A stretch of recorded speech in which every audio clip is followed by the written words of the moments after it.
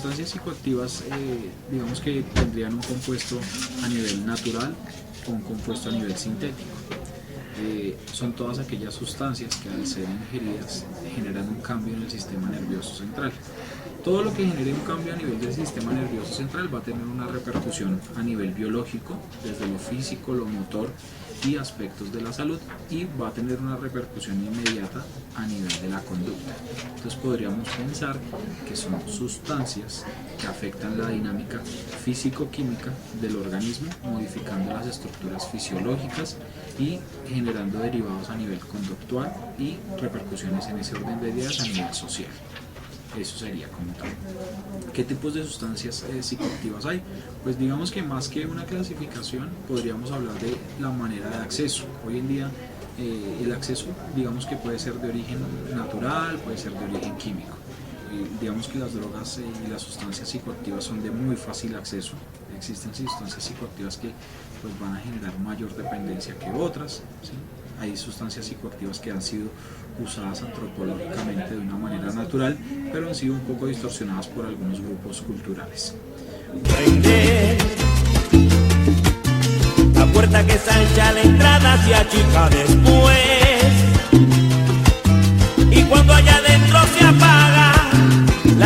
Como lo he mencionado, pues las sustancias psicoactivas afectan el sistema nervioso central y las primeras consecuencias se pueden dar a nivel biológico, como segunda medida a nivel de enfermedades que son origen de las dependencias, y como un tercer y cuarto factor podríamos hablar de todo lo que son consecuencias a nivel psicológico y psicosocial.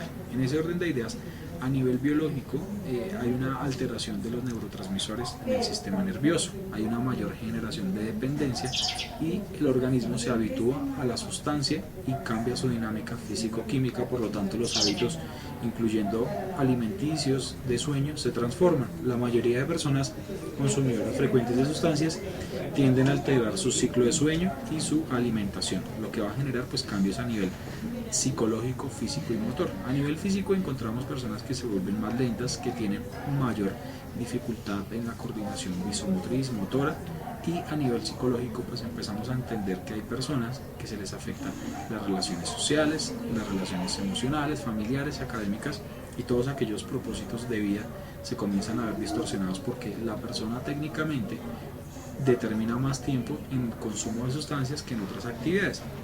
De por sí este es uno de los primeros causales de una adicción, determinar más tiempo en actividades que poco producen y afectan más a la persona.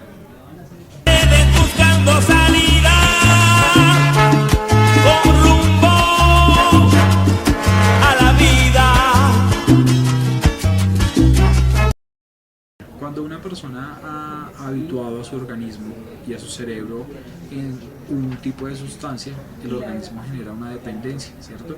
Este se llama un efecto de tolerancia. El efecto de tolerancia es básicamente que unos neurotransmisores han adquirido una habitualidad y esos neurotransmisores requieren de mayor dosis para satisfacer su estado.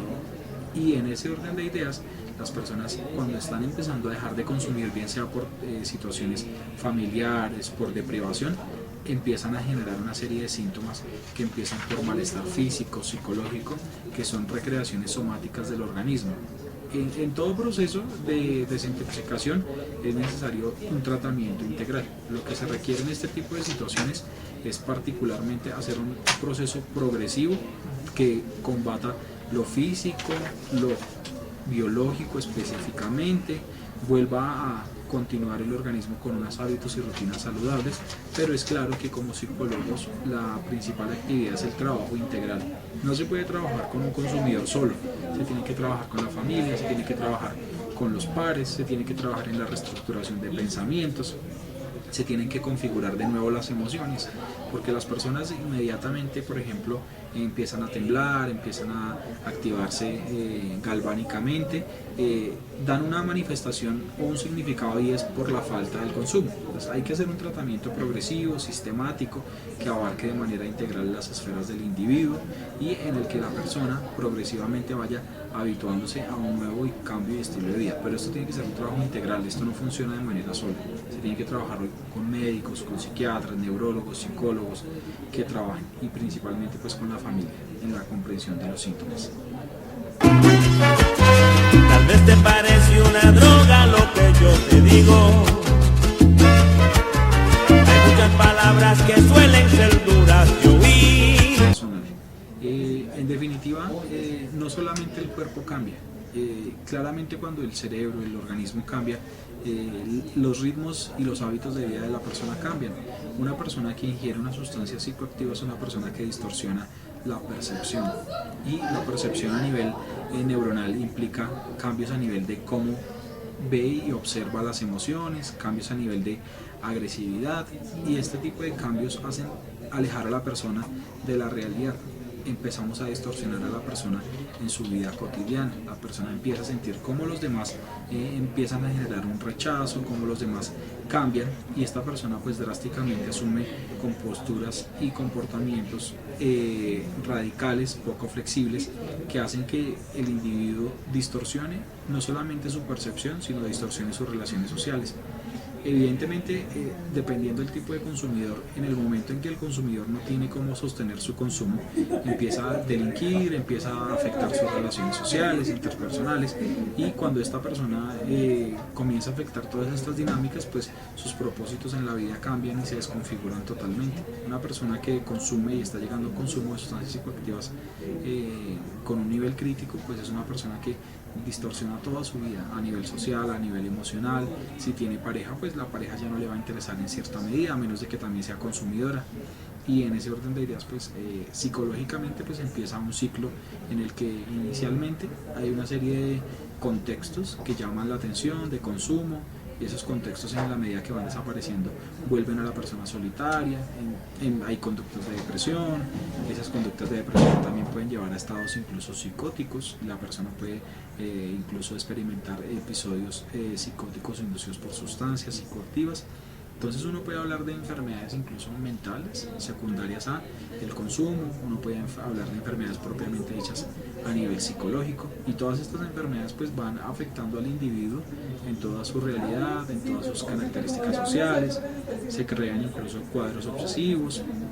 Entonces, en general, la persona consumidora distorsiona toda su vida familiar, y hay que ver a la persona consumidora no solo como una persona, sino como una persona que es parte de un contexto, y ese contexto pues se ve afectado.